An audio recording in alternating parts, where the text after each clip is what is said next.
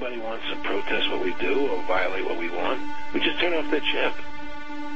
That's right, microchipped. In 2005, Congress, under the pretense of immigration control and the so-called War on Terrorism, passed the Real ID Act, under which it is projected by May 2008, you will be required to carry around a federal identification card, which includes on it a scannable barcode with your personal information.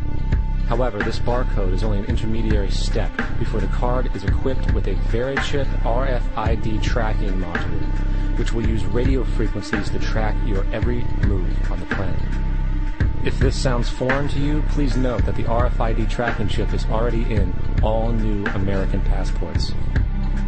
And the final step is the implanted chip, which many people have already been manipulated into accepting under different pretenses. We have a Florida family who are really pioneers of a brave new world.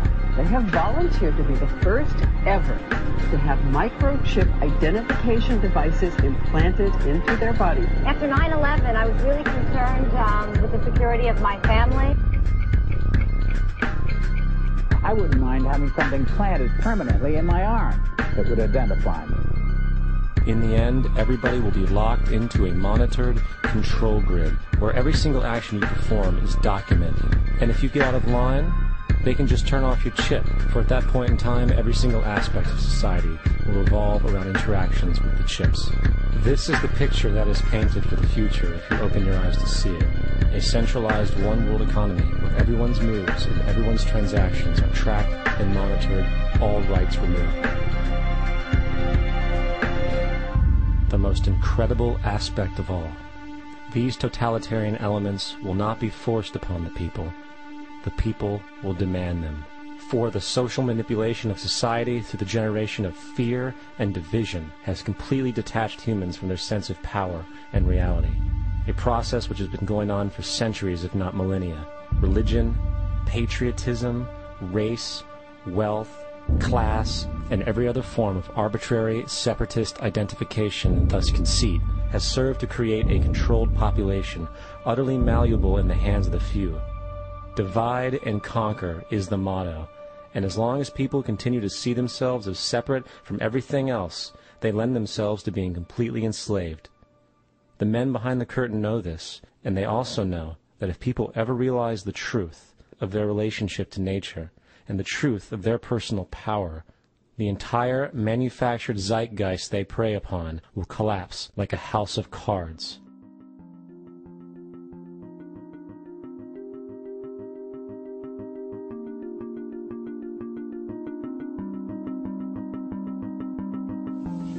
The whole system that we live in drills into us that we're powerless, that we're weak, that our society is evil, that it's private, etc., and so forth.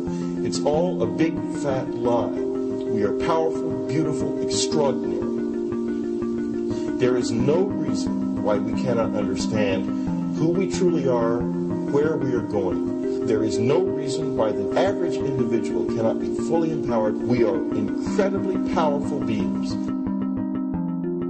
You know, I think I spent 30 years of my life, in the first 30, trying to become something. I want to become good at things. I want to become good at tennis. I want to become good at school and grades and everything I kind of viewed in that perspective. I'm not okay the way I am, but if I got good at things, you realize that I had the game wrong. The game was to find out what I already was.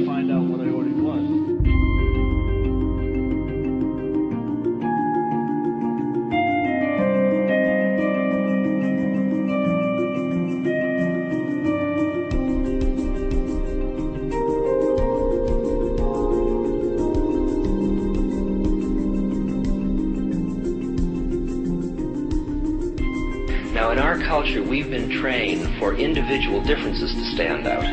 So you look at each person, immediately it is brighter, dumber, older, younger, richer, poorer, and we make all these dimensional distinctions, put them in categories and treat them that way. And we get so that we only see others as separate from ourselves in the ways in which they're separate. And one of the dramatic characteristics of experience is being with another person and suddenly seeing the ways in which they are like you, not different from you, and experiencing the fact that which is essence in you and which is essence in me is indeed one.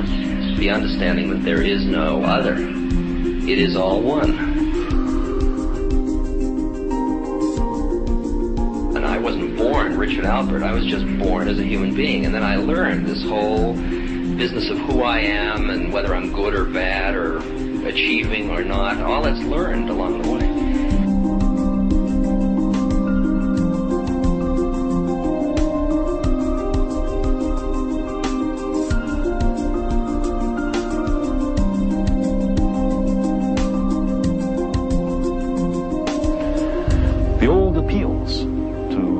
Racial, sexual, religious chauvinism, to rabid nationalist fervor are beginning not to work. A new consciousness is developing which sees the earth as a single organism and recognizes that an organism at war with itself is doomed.